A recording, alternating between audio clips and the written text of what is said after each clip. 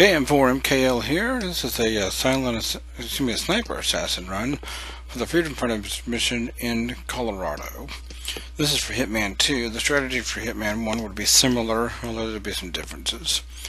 I'm going to start out in the undercover in the kind of the middle area in the greenhouse area. Load out the lockpick, the coin, and the silence weapon, and the Seeger 3000 Ghost sniper rifle, which is available by completing an escalation in the Hokkaido mission. We're going to run this way. Just at the starting point, there's a camera there, so be careful, and there's another camera right where that guy just went out. So it's best to come into the near door rather than that far door. We're going to turn the sync on here, and we're going to grab one of these disguises. That's why we're doing this. One of these guys will come in. We're going to hide up against the wall right next to the door. The door opens and will conceal us so we're not spotted as he comes in.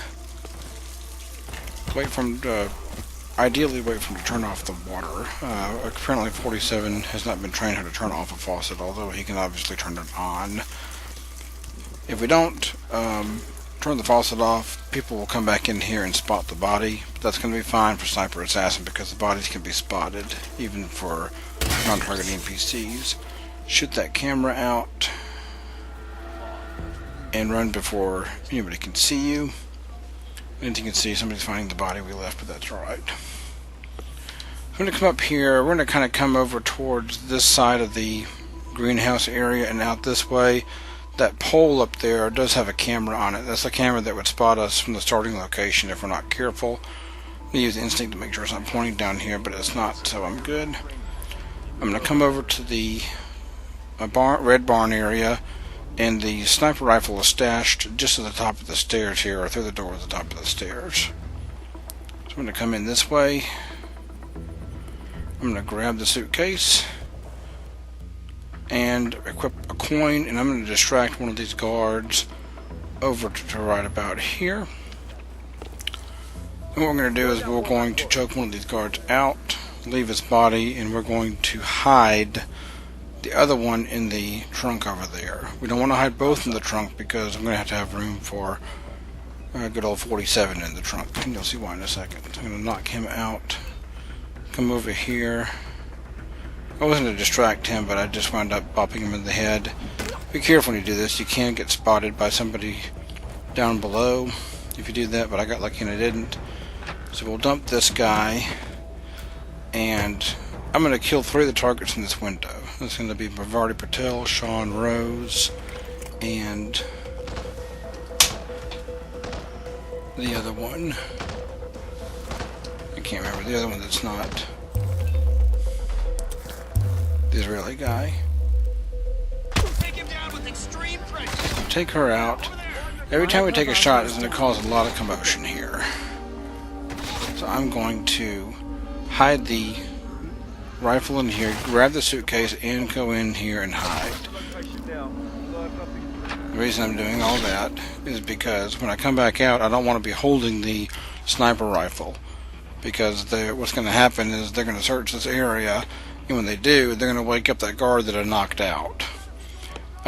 You got to remember, in Hitman 2, a sniper rifle is always an illegal item, even if you're wearing a guard disguise. That's kind of one of the compensations they had for being able to conceal the item in a suitcase, is you can never have it with any NPC seeing you.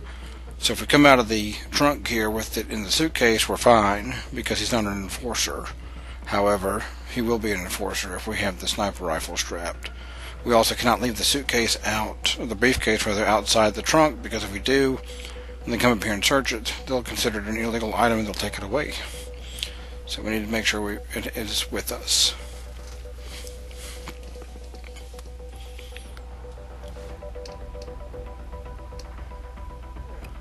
So we're going to wait for them to settle down, check our mini-map, make sure there's no enforcer left out there. This guy's kind of coming back to where he was. I feel sorry for this guy, because we're going to have to knock him out twice. Perhaps more if you can't get 2 targets killed between takes. In this case, I only had to bop him in the head twice, because this next time I was able to get two of them back to back. So I'm going to knock him out again. I went ahead and dumped him in here. Normally, my plan was not to dump him, but I figured I could get two targets with one and get out of here, and that worked out for me. Again, no reason to put him in there, really, unless you really are wanting to go for a silent assassin as well. But you can't get silent assassin, come to think of it, because the bodies would be found because you're sniping them. So either way, so I'm going to grab my rifle again. And this time I'm going to get the other two aside from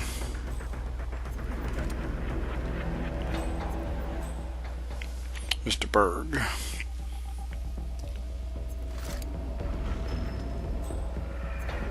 Take out Penelope Graves first in the greenhouse. This requires a pretty accurate shot because she's behind cover much of the time.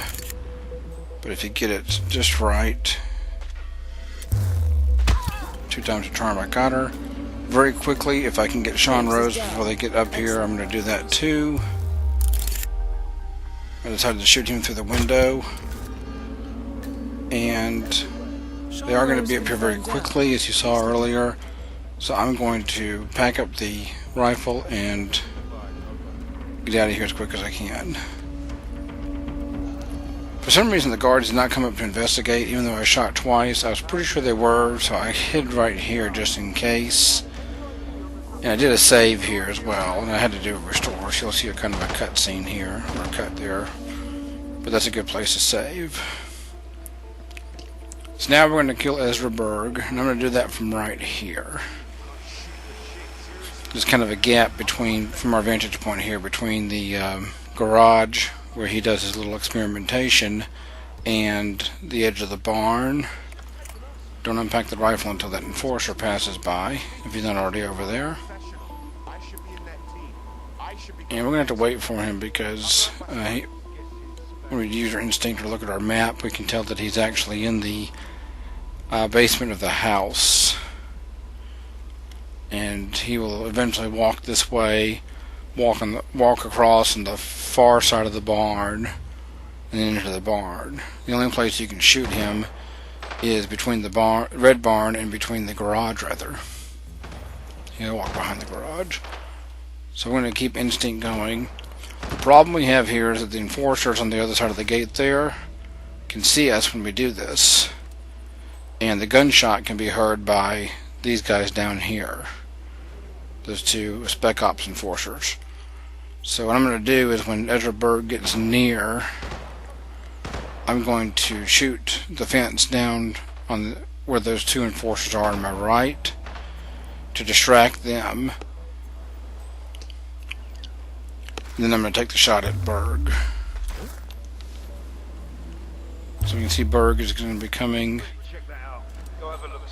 They didn't seem to alert at first, but then they did. Take Berg out. That gunshot got heard by one of the Spec Ops enforcers. I'm just going to drop the rifle. I don't need it anymore, obviously. I'm going to get out of there before that enforcer can come see me, so I'm not spotted. So next what we need to do is get into the house so we can get escape through the secret room. Come out of here and take this guy down. Make sure the other guy is facing away when you do that. You might have to wait a few seconds for the other guy to face away, but timing worked out pretty well. Almost got spotted here, but I got very lucky and didn't. I was able to conceal myself in the grass before that happened. It was a very nice feature in Hitman 2. You would not be able to do that in Hitman 1. Concealing yourself in grass is not possible. Hey, you. You have to be a little more careful. I thought I got spotted. I almost loaded, but I decided that I had not been spotted since the flag on the minimap didn't say combat or hunted. So I was able to proceed. Pretty confident that I wasn't spotted, and I wasn't, as it turns out. We're going to hike the fence up the railing here. There's a camera right next to the door, so I'm going to use instinct to make sure the camera is not pointed in my direction. And then I'm going to come in here and go upstairs. There's an enforcer who patrols from the front porch to the back room. He's kind of out of the way, so I'm going to come in here. But I'm going to keep checking on him to make sure I don't get spotted by him.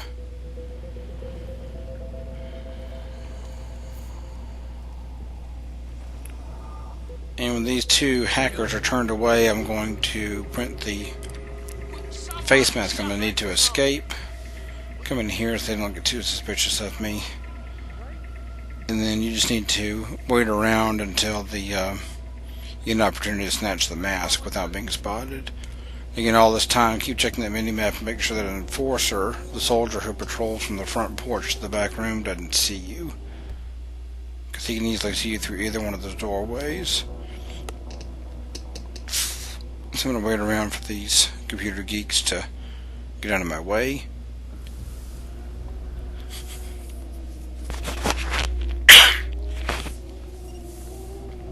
Oh, did I tell you? I found another one yesterday. Another one? This little patience pays off here. I finally decided to just go and distract one of them. Got a little bored waiting for him. So you know how Rose keeps his desk tidy like And he turned away enough. And I got the mask.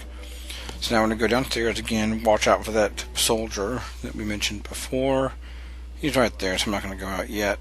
But he'll go out on the porch. And I can sneak downstairs. We have the lockpick in our inventory. Make sure you loaded that to begin with so you can get in here without having to get the key. The key to the basement is in the garage out there near where we got this disguise. You could go in there and get it, but you'd have to deal with both of the soldiers, and I didn't want to. Just make sure you're not spotted by anybody in the kitchen when you do this. When I came down here, this enforcer had patrolled down here, and he spent several seconds looking at this lock to the secret room. I could have gone ahead and subdued him, but I didn't want to risk it since I was right in here near the end, so I just let him patrol away. If I'd had something I could have thrown at him to disable him, to subdue him rather, I would have done that, but just added a few seconds to the time. And we're going to come in here and get out of Dodge. Some kind of network. You don't have to look at everything to get out of here. If you've seen all the scenes before, you just have to look at the far wall and the computer, and that'll allow you to exit. And so this will give me the the sniper assassin challenge for master difficulty.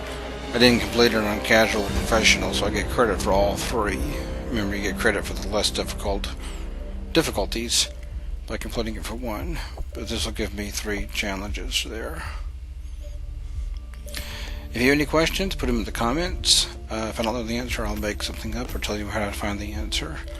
In the meantime, happy hunting and happy hitting. This is KM for MKL.